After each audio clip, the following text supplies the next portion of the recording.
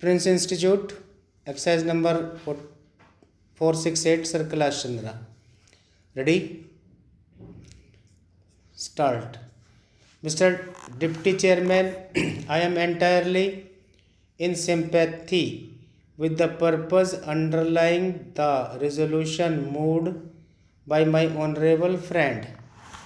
As I see it, the resolution seeks to inquire into the clauses of increase in expenditure and suggest measures for effecting economy. Sir, I do not think that there can be two opinions on the need for such a probe into the causes for the increase in civil expenditure that we are noticing. Whether the expenditure is justified or not is another matter, but somehow the country and the House have the wrong impression that civil expenditure has been increasing at a phenomenal rate after the launching of the 5-year plans. So, sir, to set at rest such notions that these increases are unjustified, at least the government ought to agree to look into the clauses for the increase in expenditure. I agree that a commission may not be the most suitable machinery for having such a probe. A commission consisting of members of parliament, but it is immaterial that machinery is set up to investigate into the whole position. I would go to the extent of saying that government may think how best to inquire into and what machinery would be most suitable for inquiring into the rise in civil expenditure in recent years. Sir, I do not want to weary the House with facts and figures, but let me point out at the outset that the problem has to be viewed objectively. One honorable member said that having regard to the high ideals set up by the father of the nation, the expenditure that is being incurred by the government in the name of 5-year plans is extremely high, and that we should be guided by the standards set up by Gandhi ji. There was the other extreme point of view where one member urged that because we are engaged in national reconstruction, the whole administrative machinery is geared to the implementation of the plans, so that there can be no distinction between plan expenditure and non-plan expenditure, and so everything is justified. This was the opposite view.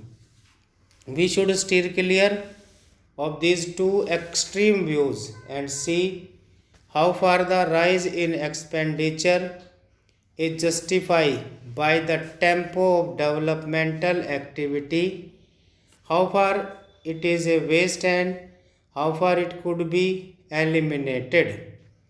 Sir, this problem has to be looked at from the large perspective. From the limited point of view of reducing unnecessary expenditure, it is desirable, but there is the large question, and it is this. We are, as the House is aware, engaged in implementing 5-year plans. During the 10th plan, there has been a very large increase in civil expenditure as pointed out by the 92nd report of the Estimates Committee. Sir, as I said, this question has larger implications than the immediate needs of affecting economy in civil expenditure.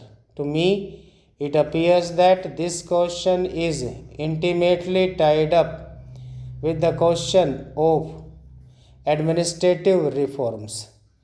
We have seen that administrative reforms are on the anvil, but the nature and extent of these reforms are not yet clear, and the House has had no opportunity to discuss them.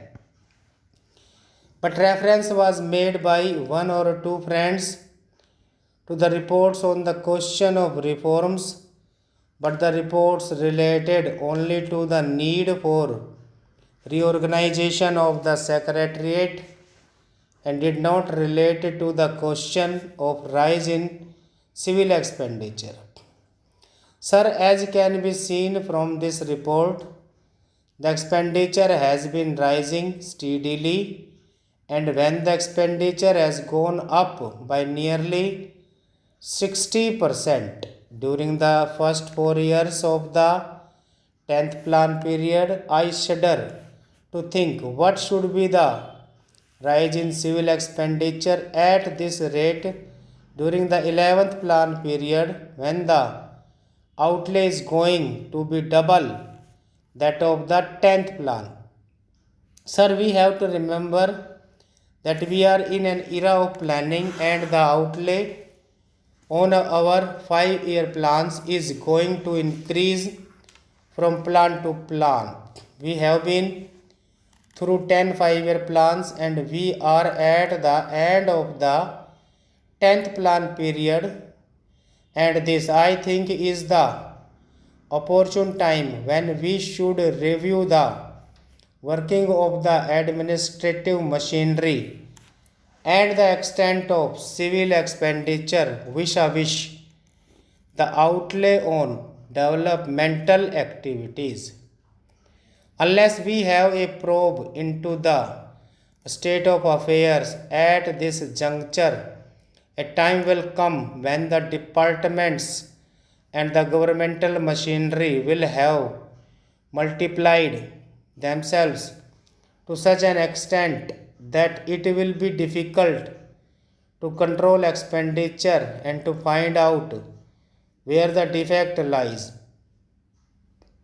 It will be difficult to reorganize the administrative machinery.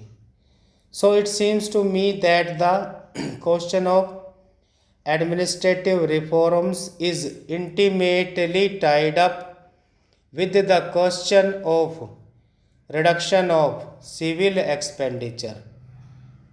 If the strength and the functions are very efficiently defined at various levels, then it will be easy to control expenditure.